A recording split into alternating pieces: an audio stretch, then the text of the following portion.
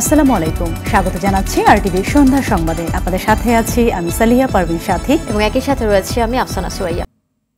বিশ্ববিদ্যালয় করার দাবিতে তিতুমিরে ক্লোজ ডাউন কর্মসূচি পালন করছে শিক্ষার্থীরা। সরকারের সিদ্ধান্ত না আসা পর্যন্ত তারা এই কর্মসূচি চালিয়ে যাবে। সরকার আলোচনা আশ্বাস দেওয়ায় রেলপথ ও সড়ক অবরোধ কর্মসূচি স্থগিত রেখেছে শিক্ষার্থীরা। মন্ত্রণালয়ের সিদ্ধান্ত জানার পরে তিতুমির কলেজের শিক্ষার্থীরা তাদের পরবর্তী কর্মসূচি ঘোষণা করবে। ক্যাম্পাসে নিরাপত্তা বাড়ানো হয়েছে।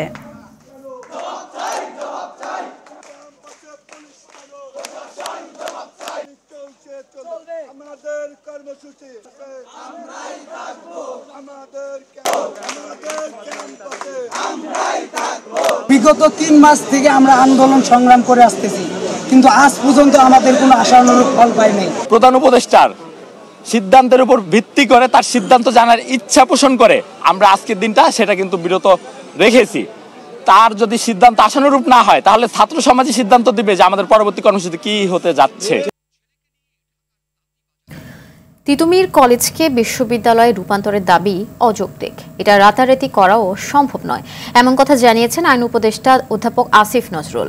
দুপুরে সচিবালয়ে আইন মন্ত্রণালয়ে আয়োজিত ব্রিফিংয়ে তিনি বলেন, অহেতুক আন্দোলন ঠেকাতে সরকার কঠোরতা দেখাবে। খুব প্রয়োজনীয় কিছু সংস্কার করে যত দ্রুত সম্ভব নির্বাচন দেয়া হবে বলেও জানান আইন উপদেষ্টা। দেখুন সালিম মালিকের রিপোর্ট। সবাই কাইন্ডলি একটু চুপ করেন প্লিজ। অন্তর্বর্তী সরকারের ১০০ দিনে কি করেছে আইন মন্ত্রণালয়, এ বিষয়ে নিজেদের অবস্থান তুলে ধরতে সাংবাদিকদের সামনে হাজির আইন উপদেষ্টা। জবাবদিহিতার অংশ হিসাবে আপনাদের কাছে জিনিসগুলো জানাচ্ছি। তিনি বলেন, এই ১০০ দিনে অভ্যুত্থানের সময় সকল ফৌজদারি মামলা প্রত্যাহার এবং সাইবার আইনের মামলাও বাতিল করা হয়েছে। নতুন বিচারপতি নিয়োগে সহায়তা করা সহ সংস্কারের নানা উদ্যোগও নেওয়া হয়েছে। ছাত্র জনতার গণ আন্দোলন দমনে দায়েরকৃত প্রায় সকল ফৌজদারি মামলা প্রত্যাহার করা হয়েছে। স্পিচ অফেন্স, হয়রানিমূলক ছিল এই মামলাগুলা, সেই মামলাগুলা একসাথে রহিত হয়ে যাবে বা উইথড্রন হয়ে যাবে। কবে হবে নির্বাচন? সাংবাদিকদের এমন প্রশ্নে আইন উপদেষ্টার মন্তব্য, কিছু সংস্কার করে দ্রুত নির্বাচন দেয়া হবে। আমরা মোস্ট এসেনশিয়াল কিছু সংস্কার করে যত দ্রুত সম্ভব নির্বাচন দেব। আমরা খালি জাস্ট এই জিনিসটা চাই না যে আপনার আগের মতো কোনো ভুয়া নির্বাচন হোক। তিতুমির কলেজের শিক্ষার্থীদের আন্দোলনের বিষয়ে তিনি বলেন, অযৌক্তিক আন্দোলন ও দুর্ভোগ ঠেকাতে কঠোরতা দেখাবে সরকার। কালকে আমি শুনেছি ট্রেনের মধ্যে ইট মেরে আপনার নারী শিশু তাদেরকে আহত করা হচ্ছে। এটা কি ধরনের আন্দোলন? আর আপনি ওভারনাইট বলবেন একটা কলেজকে বিশ্ববিদ্যালয় বানায় দিবে, তা এইচএসসি পরীক্ষা দিব না, আমার রেজাল্ট বদলায় দিতে হবে। শক্ত যখন হব খুব ভালোভাবেই হব। শেখ হাসিনার ফোন কল ফাঁসের ব্যাপারে জানতে চাইলে আইন উপদেষ্টা বলেন, পরিবার ও স্বজন নিয়ে পালিয়ে গিয়ে এখন কর্মীদের বিপদে ফেলছে। আওয়ামী লীগের নেতৃবৃন্দে জিজ্ঞেস করা উচিত, আপনি আপনার বৃহত্তর পরিবারকে নিয়ে কাউকে না জানিয়ে যেভাবে পালিয়ে গেলেন, আর আমাদের যে প্রতিনিয়ত উস্কান, বিক্ষোভ করার জন্য, উস্কানিমূলক কাজ করার জন্য, সন্ত্রাসমূলক কাজ করার জন্য, এই ব্যাপারে আপনার নিজের ব্যাখ্যা কি? উনি ওনার ভাগ্নে টাগ্নে তাদেরকে এই সরকার পতনের ২-৩ দিন আগে নিরাপদে পাঠিয়ে দিয়েছিলেন কেন? সেলিম মালিক, আরটিভি, ঢাকা। সরকারি তিতুমির কলেজকে বিশ্ববিদ্যালয়ে রূপান্তর করা সম্ভব কিনা তা যাচাইয়ে আগামী ৭ কর্মদিবসের মধ্যে কমিটি গঠন করা হবে। এই কমিটির সদস্যরা সম্ভাব্যতা যাচাই করবেন। মঙ্গলবার শিক্ষা মন্ত্রণালয়ে তিতুমিরের শিক্ষার্থীদের সঙ্গে বৈঠক শেষে এ তথ্য জানিয়েছেন শিক্ষা উপদেষ্টার বিশেষ সহকারী অধ্যাপক এম আমিনুল ইসলাম। তিনি জানান, কলেজকে বিশ্ববিদ্যালয়ে রূপ দেওয়া খুব কঠিন, তবে ঢাকা উত্তরে কোনো বিশ্ববিদ্যালয় নেই। এছাড়া তিতুমির কলেজের ১০ একর জমি রয়েছে। কমিটি সব বিষয় পর্যবেক্ষণ করে সিদ্ধান্ত জানাবে।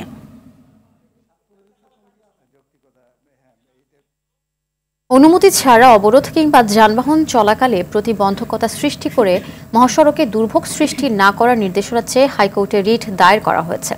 মঙ্গলবার সুপ্রিম কোর্টের আইনজীবী ব্যারিস্টার আব্দুল্লাহ আল মামুন রিটটি দায়ের করেন। রিটে সড়ক পরিবহন মন্ত্রণালয়ের সচিব সহ সংশ্লিষ্টদের বিবাদী করা হয়েছে। পরে রিটকারী আইনজীবী সাংবাদিকদের বলেন, গতকাল তিতুমির কলেজের শিক্ষার্থীরা রাস্তা বন্ধ করে আন্দোলন করেছিলেন। এতে করে ব্যাপক ভোগান্তিতে পড়েন সাধারণ মানুষ। এসব নিরসনে প্রয়োজনীয় ব্যবস্থা গ্রহণের জন্য নির্দেশনা চাওয়া হয়েছে। এখানে মানুষের মত প্রকাশের স্বাধীনতা প্লাস সভা সমাবেশের যে স্বাধীনতা, সেখানে স্পেসিফিক্যালি রেস্ট্রিকশন দেওয়া আছে উইদাউট উইপেন্স, কিন্তু এখন যে সভা সমাবেশগুলো হচ্ছে প্রত্যেকটাই উইথ উইপেন্স করা হচ্ছে। আমরা আবেদন চেয়েছি যে হেভি ট্রাফিক থেকে টু অ্যাভয়েড, এখানে আপনি 37টাকে আমরা এখানে এস্টাবলিশ করেছি যেন হেভি ট্রাফিক না হয়, ঢাকা শহরে এক মানুষ স্মুথলি মুভ করতে পারে। ঢাকা মহানগর এলাকায় 3 দিনের মধ্যে ব্যাটারি চালিত রিকশা চলাচল বন্ধের নির্দেশ দিয়েছেন হাইকোর্ট। বিচারপতি ফাতেমা নজিব ও বিচারপতি মাহমুদুর রাজির হাইকোর্ট বেঞ্চ এ আদেশ দেন। প্যাডেল চালিত রিকশা সংগঠন ঢাকা মহানগর রিকশা মালিক ঐক্য জোটের সভাপতি এবং সাধারণ সম্পাদক রিট পিটিশনটি দায়ের করেন। রাজধানীতে বর্তমানে ব্যাটারি চালিত রিকশা চলাচল বেড়েই চলছে। আগে অলিতে গলিতে এসব রিকশা দেখা গেলেও রাজধানীর মূল সড়কেও দাপিয়ে বেড়াচ্ছে এসব রিকশা। যত্রতত্র রেখে যানজট, সড়ক দুর্ঘটনাও এ কারণে বেড়ে চলেছে। ঢাকার 2 সিটি কর্পোরেশন কয়েক দফা অভিযান চালালেও থেমে নেই অবৈধ এসব বাহনের দৌরাত্ম্য। সাবেক প্রধানমন্ত্রী শেখ হাসিনা ভারত থেকে তার রাজনৈতিক কর্মকাণ্ড চালিয়ে যাচ্ছেন বলে অভিযোগ করেছেন বাংলাদেশের অন্তর্বর্তীকালীন সরকারের প্রধান উপদেষ্টা ডক্টর মোহাম্মদ ইউনূস। তিনি বলেন, বিচারের মুখোমুখি করতে হাসিনাকে ভারত থেকে ফিরিয়ে আনার চেষ্টা করবে বাংলাদেশ। হাসিনাকে ফিরিয়ে না দিলে বাংলাদেশ ও ভারতের মধ্যে খুব একটা সুখের সম্পর্ক তৈরি হবে না বলেও হুঁশিয়ারি দেন প্রধান উপদেষ্টা। ভারতীয় সংবাদ মাধ্যম দ্য হিন্দুকে দেয়া এক সাক্ষাৎকারে এমন মন্তব্য করেন মোহাম্মদ ইউনূস। এ সময় উগ্রবাদের উত্থান, দেশের সনাতন ধর্মাবলম্বী ও অন্যান্য সংখ্যালঘু সম্প্রদায়ের নিরাপত্তা লঙ্ঘন সংক্রান্ত সকল প্রতিবেদনকে প্রোপাগান্ডা বলে উল্লেখ করেন ডক্টর মোহাম্মদ ইউনূস। দেশ ও জনগণকে নিয়ে ষড়যন্ত্র থেমে নেই উল্লেখ করে রাষ্ট্র সংস্কারের 31 দফাকে গুরুত্ব দেওয়ার আহ্বান জানিয়েছেন বিএনপি ভারপ্রাপ্ত চেয়ারম্যান তারেক রহমান।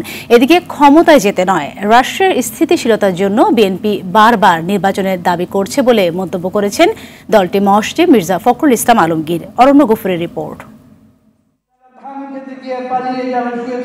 দেশের প্রধান আলোচ্য বিষয় যখন সংস্কার, তখন বিষয়টি নিয়ে ভিন্ন উদ্যোগ বিএনপির। 31 দফায় সম্পৃক্ততা বাড়াতে দলটি আয়োজন করেছে প্রশিক্ষণ কর্মসূচি। রাজধানীর ডিপ্লোমা ইঞ্জিনিয়ার্স ইনস্টিটিউশনে ঢাকা বিভাগের নেতাকর্মীদের নিয়ে আয়োজিত কর্মশালার উদ্বোধন করেন বিএনপির স্থায়ী কমিটির সদস্য আব্দুল মঈন খান। একটি সুষ্ঠু নিরপেক্ষ নির্বাচনের জন্য যে সংস্কারগুলো অত্যাবশ্যকীয় প্রয়োজন, সেই সংস্কারগুলো সম্পাদন করে একটি সুষ্ঠু নিরপেক্ষ নির্বাচন দিতে হবে। সমাপনী অধিবেশনে অংশ নিয়ে দেশের জনগণের আশা আকাঙ্ক্ষা বুঝতে ও 31 দফাকে তাদের কাছে পৌঁছে দিতে নেতাকর্মীদের প্রতি আহ্বান জানান তারেক রহমান। দেশকে সঠিক পথে আনতে সব পর্যায়ে জবাবদিহিতা নিশ্চিত করা জরুরি বলেও উল্লেখ করেন বিএনপির ভারপ্রাপ্ত চেয়ারম্যান। গত স্বৈরাচার 15, 16, 17 বছর ধরে দেশে কোনো জবাবদিহিতা ছিল না বলেই এইভাবে মানুষ গুম খুম হয়েছে, দামি নির্বাচন হয়েছে, প্রশাসনগুলোর কি অবস্থা, বিচার ব্যবস্থার কি অবস্থা দেখেছেন। জবাবদিহিতা ছিল না বলেই দেশ থেকে লক্ষ লক্ষ কোটি টাকা পাচার হয়ে গেছে। সবকিছুকে যদি দেশের মানুষের চাওয়া অনুযায়ী যদি নিয়ন্ত্রণের মধ্যে আনতে হয়, অবশ্যই জবাবদিহিতাকে আমাদের তৈরি করতে হবে, প্রতিষ্ঠিত করতে হবে। 31 দফার মাধ্যমে মানুষের কাছে পাঠিয়ে দিন, মানুষের কাছে বোঝান, মানুষকে বলুন যে মানুষকে নিয়ে আমরা এইভাবে দেশ করতে চাই। এদিকে সম্মিলিত পেশাজীবী পরিষদের আলোচনা সভায় দেশের উদ্ভূত সমস্যার জন্য অন্তর্বর্তী সরকারের রাজনৈতিক অনভিজ্ঞতাকে দায়ী করেন মির্জা ফখরুল ইসলাম আলমগীর। মৌলিক সংস্কার ও নির্বাচন কমিশন ঠিক করে দ্রুত নির্বাচনী রোডম্যাপ ঘোষণার দাবিও জানান বিএনপি মহাসচিব। নির্বাচন দ্রুত করো, কেন বলছি? বিএনপি ক্ষমতা যাওয়ার জন্য নো, আমরা বলছি নির্বাচনটা দ্রুত না হলে এই সমস্যাগুলো বাড়বে, অন্যান্য সমস্যা বাড়বে। এখন আপনার যারা গণতন্ত্রকে ধ্বংস করতে চায়, বাংলাদেশের আপনার যে স্টেবিলিটি নষ্ট করতে চায়, তারা মাথা চারা দিয়ে উঠছে। বর্তমান কঠিন এ সময়ে অনৈক্যের পথে না হাঁটতে সবাইকে সতর্ক করেন বিএনপির নেতারা। আমাদের গণতন্ত্র নিয়ে কেউ ষড়যন্ত্র করতে পারবে না। অরণ্য গফুর, RTV, ঢাকা। কমনওয়েলথ চায় সুষ্ঠু, নিরপেক্ষ ও শান্তিপূর্ণ নির্বাচন, যেখানে অধিকাংশ দলের অংশগ্রহণ থাকবে বলে মন্তব্য করলেন কমনওয়েলথের সহকারী সেক্রেটারি জেনারেল লুইস ফ্রাঞ্চেসি। নির্বাচন ব্যবস্থার সংস্কার কমিশনের সঙ্গে বৈঠক শেষে একথা বলেন তিনি। কমিশন প্রধান বদিউল আলম মজুমদার বলেন, সংস্কার ও নির্বাচন নিয়ে ফলপ্রসূ আলোচনা হয়েছে। কমিশনকে সহযোগিতার আশ্বাস দিয়েছেন তারা। বিস্তারিত দেখুন আতিকার রহমানের রিপোর্টে। সহকারী সেক্রেটারি জেনারেল লুইস ফ্রান্সেসির নেতৃত্বে কমনওয়েলথের ৫ সদস্যের প্রতিনিধি দল আসেন আগারগাঁও নির্বাচন কমিশনে। ১.৫ ঘণ্টা নির্বাচনের বিভিন্ন বিষয় নিয়ে বৈঠক করেন নির্বাচন ব্যবস্থা সংস্কার কমিশনের সঙ্গে। বৈঠক শেষে লুইস ফ্রান্সেসি সাংবাদিকদের বলেন, কমনওয়েলথ প্রত্যাশা করে আগামী নির্বাচনে বেশিরভাগ রাজনৈতিক দল অংশ নেবে এবং একটি অবাধ, সুষ্ঠু ও গ্রহণযোগ্য নির্বাচন হবে। Always yearning and looking for free, fair and transparent elections. সংস্কার কাজ খুব ভালো একটা উদ্যোগ।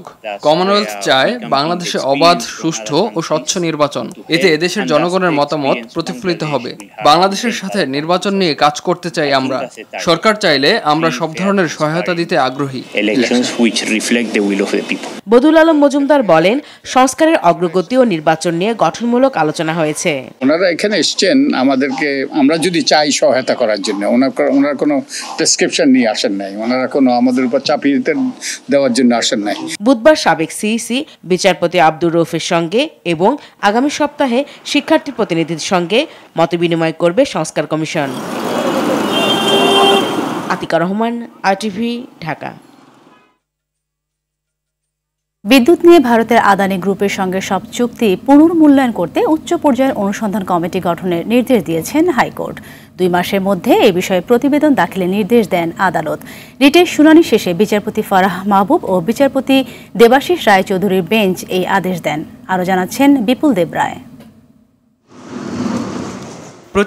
প্রতিবেশী দেশ সবার আগে। মঙ্গলবার দুপুরে ভারতের আদানি গ্রুপের সঙ্গে বিদ্যুৎ ক্রয় চুক্তির বৈধতা চ্যালেঞ্জের শুনানিতে এ মন্তব্য করেন হাইকোর্ট বেঞ্চ। ভারতের আদানি গ্রুপের সঙ্গে বিদ্যুৎ ক্রয় চুক্তির বৈধতা চ্যালেঞ্জ করে গত 13 নভেম্বর রিট করেন সুপ্রিম কোর্টের আইনজীবী এম আব্দুল কাইয়ুম। রিটে আদানি গ্রুপের সঙ্গে সম্পাদিত চুক্তিকে অসম, অন্যায্য ও দেশের স্বার্থ পরিপন্থী বলে উল্লেখ করা হয়। চুক্তির শর্তগুলো সমতা ও ন্যায্যতার ভিত্তিতে সংশোধন করতে বলা হয়। আদানি গ্রুপ রাজি না হলে চুক্তি বাতিল করার জন্য সংশ্লিষ্টদের প্রতি নির্দেশনা চাওয়া হয়। আদানি গ্রুপের সাথে ওই অন্যায্য, অসম চুক্তিটা পুনর্বিবেচনা করতে অথবা বাতিল করে দিতে। রিট শুনানি শেষে 1 মাসের মধ্যে উচ্চ ক্ষমতা সম্পন্ন কমিটি গঠন করে 2 মাসের মধ্যে প্রতিবেদন জমা দেওয়ার নির্দেশ দেন হাইকোর্ট বেঞ্চ। আন্তর্জাতিক খ্যাতিসম্পন্ন আইন বিশেষজ্ঞ থাকবেন যারা এই চুক্তিটির সব টার্মস এন্ড কন্ডিশনস আমাদের দেশের স্বার্থ পরিপন্থী কি আছে সেইগুলা বিশ্লেষণ করে আদালতের কাছে 2 মাসের মধ্যে একটা রিপোর্ট জমা দিবেন। বাংলাদেশের স্বার্থ রক্ষা করা হয়নি বলে জানান আইনজীবী। তিনি বলেন, প্রতারণামূলকভাবে এই চুক্তি জাতির উপর চাপিয়ে দেওয়া হয়েছে। এইটা এতই একপেশে ছিল, এখানে বাংলাদেশের স্বার্থ কোনোভাবেই রক্ষা করা হয় নাই, শুধুমাত্র আদানি গ্রুপের স্বার্থ রক্ষা করা হয়েছে বলে এইখানে প্রতীয়মান হয়েছে। প্রতারণামূলকভাবে আমাদের জাতির উপর এই চুক্তিটাকে চাপিয়ে দেওয়া হয়েছে, যেটার খেসারত আমাদের 18 কোটি মানুষকেই দিতে হবে। বিদ্যুৎ বিভাগের নির্দেশনায় আদানির সঙ্গে 2017 সালের বিদ্যুৎ ক্রয় চুক্তি হয়। ভারতের পূর্বাঞ্চলীয় রাজ্য ঝাড়খণ্ডে আদানির 1600 মেগাওয়াটের বিদ্যুৎ কেন্দ্র থেকে বাংলাদেশে বিদ্যুৎ সরবরাহ করা হচ্ছে। বিপুল দেবরায়, আরটিভি, ঢাকা। ব্যাংকিং খাতের বর্তমান পরিস্থিতিতে কিছু ব্যাংক ভালো অবস্থায় ফিরে আসছে, তবে দুর্বল ব্যাংক সহ খুঁড়িয়ে চলা ব্যাংকগুলো বন্ধ করা হবে না বলে জানিয়েছেন অর্থ উপদেষ্টা ডক্টর সালেহুদ্দিন আহমেদ। মঙ্গলবার অর্থ মন্ত্রণালয়ে সমসাময়িক বিভিন্ন বিষয় নিয়ে আয়োজিত এক সংবাদ সম্মেলনে তিনি একথা বলেন। উপদেষ্টা জানান, ব্যাংকগুলো সঠিকভাবে নিয়ম মেনে না চলায় এবং কেন্দ্রীয় ব্যাংক সঠিকভাবে দায়িত্ব পালন না করায় বর্তমান পরিস্থিতি তৈরি হয়েছে। তিনি বলেন, ইসলামী ব্যাংক ঘুরে দাঁড়াচ্ছে।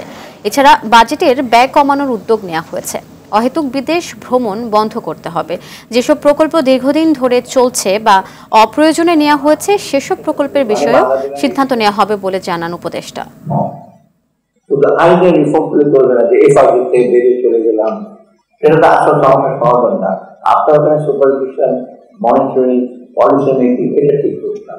তো এইটা একটা বড়, আমরা অন্যান্য বিষয়গুলো আমরা পুঁজিবাজার সম্পর্কে পুঁজিবাজার আমরা দিয়েছি।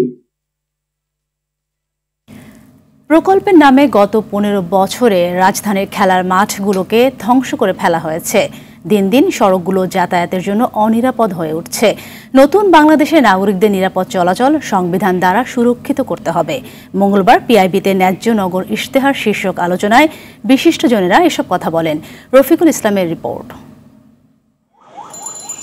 দখল, দূষণ, অপরিকল্পিত নগরায়ন সহ নানা কারণে বিশ্বের অন্যতম বসবাস অযোগ্য শহর রাজধানী ঢাকা। দিন যতই যাচ্ছে পরিস্থিতি আরও খারাপ হচ্ছে।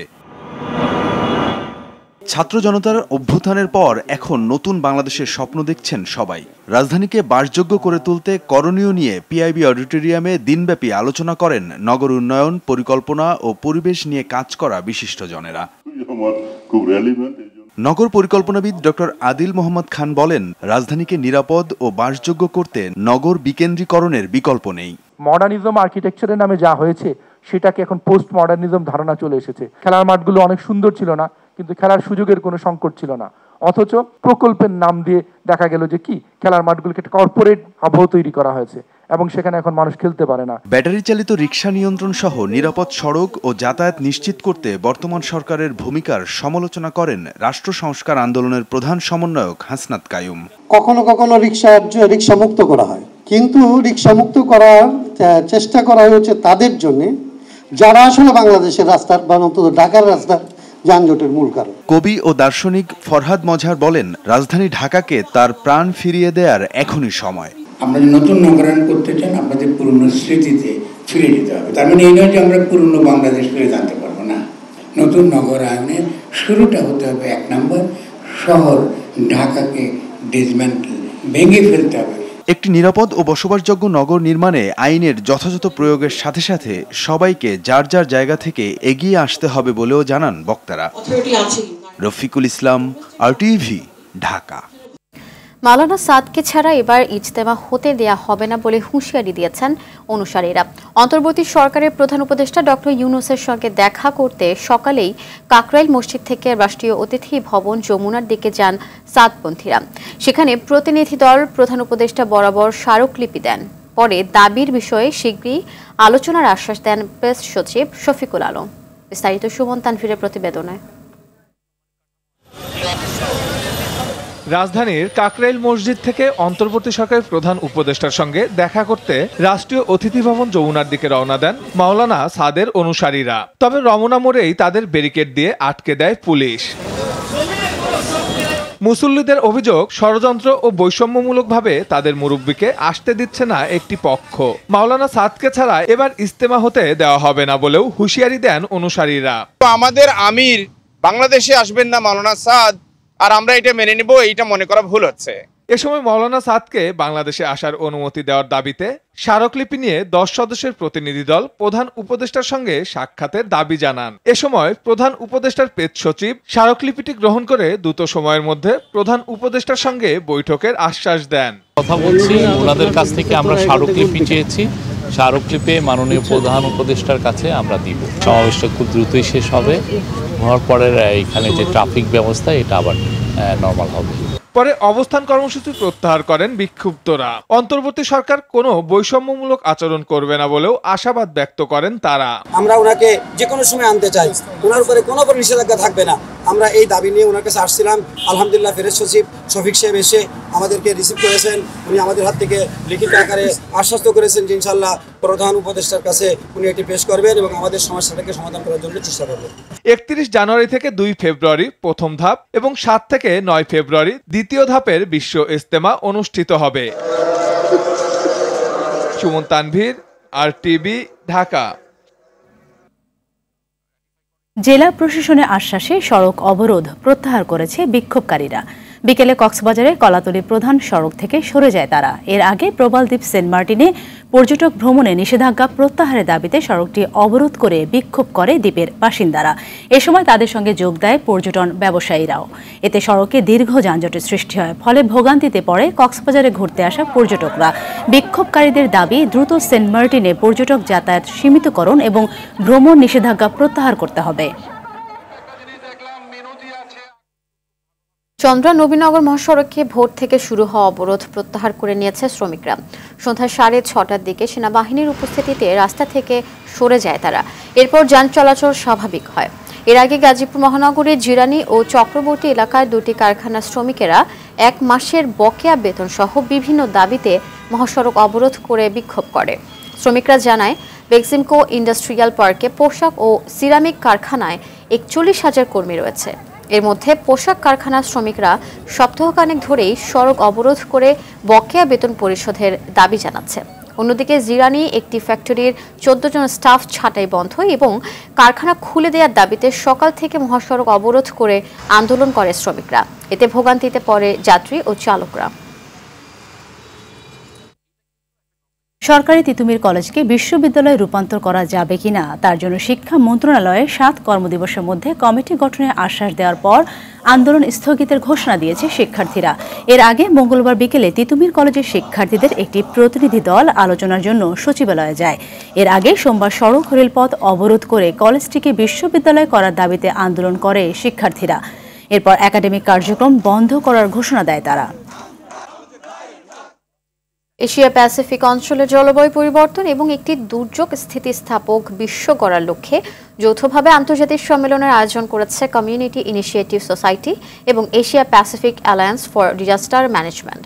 সকালে রাজধানী শাহবাগে ঢাকা ক্লাবে আয়োজিত এই সম্মেলনে প্রধান অতিথি হিসেবে উপস্থিত ছিলেন জাপানের রাষ্ট্রদূত ইওয়ামা কিমিনোরি। সম্মেলনে জলবায়ু পরিবর্তনের গুরুত্ব এবং দুর্যোগ ঝুঁকি থেকে স্থিতিস্থাপকতার দিকে স্থানান্তর এবং উদ্ভাবনী দুর্যোগ ব্যবস্থাপনার কৌশলগুলোর মাধ্যমে জলবায়ু সংকট কমানোর লক্ষ্যে আলোচনা করা হয়। মিরপুর বুদ্ধিজীবী কবরস্থানে চির নিদ্রায় শায়িত হলেন কিংবদন্তি ফুটবলার জাকারিয়া পিন্টু। সকালে ঢাকায় ঐতিহ্যবাহী ক্লাব মোহামেডানের রাষ্ট্রীয় সম্মানের পর জানাজা অনুষ্ঠিত হয় সাবেক অধিনায়কের। এরপর বাফুফে ও প্রেস ক্লাবে আলাদা 2টি জানাজা অনুষ্ঠিত হয় জাকারিয়া পিন্টুর। এই কৃতি ফুটবলের জায়গা অপূরণীয় বলে মনে করেন সাবেক ফুটবলার ও সংগঠকরা। নাজমুস সাকিবের রিপোর্ট।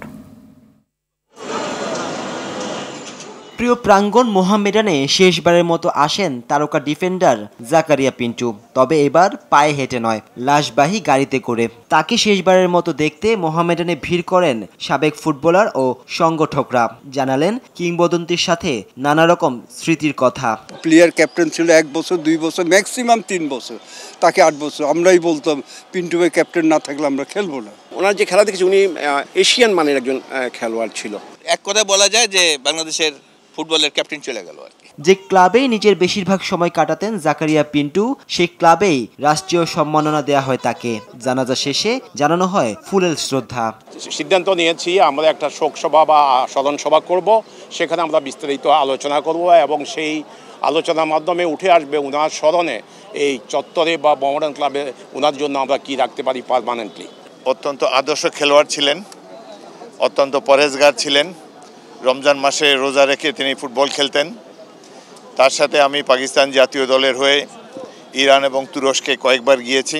এরপর বাংলাদেশ ফুটবল ফেডারেশনে অনুষ্ঠিত হয় 4র্থ জানাজা। স্বাধীন বাংলা ফুটবল দলের অধিনায়কের অবদান চিরস্মরণীয় বলে জানান বাফুফে সভাপতি। যারা যারা মানে ফুটবলটাকে তৈরি করে দিয়েছে বাংলাদেশে এবং দেশকে স্বাধীন করে দিয়েছে, ওনারা সবসময় আমাদের অভিভাবক। অ্যান্ড উনি ইন্তেকাল করেছে ঠিকই, কিন্তু ওনার যে শিক্ষা, ওনার যে চেতনা, ওনার যে মূল্যবোধ যেগুলো আমরা শিখেছি, ধারণ করেছি, এখন আমাদের দায়িত্ব থাকবে যে উনি যেন আমাদের কর্মের মাধ্যমে অমর হয়ে থাকে। বাদ জোহর সাংবাদিক ও জাকারিয়া পিন্টুর সতীর্থদের অংশগ্রহণে জাতীয় প্রেস ক্লাবে হয় 5ম জানাজা। শেষে দাফনের জন্য নেওয়া হয় মিরপুর বুদ্ধিজীবী কবরস্থানে। নাজমুস সাকিব, RTV, ঢাকা। সন্ধ্যার সংবাদ এ পর্যন্ত। রাতের সংবাদ 11:15টায় দেখার আমন্ত্রণ রইল। এতক্ষণ সাথে থাকার জন্য অসংখ্য ধন্যবাদ। ধন্যবাদ সবাইকে।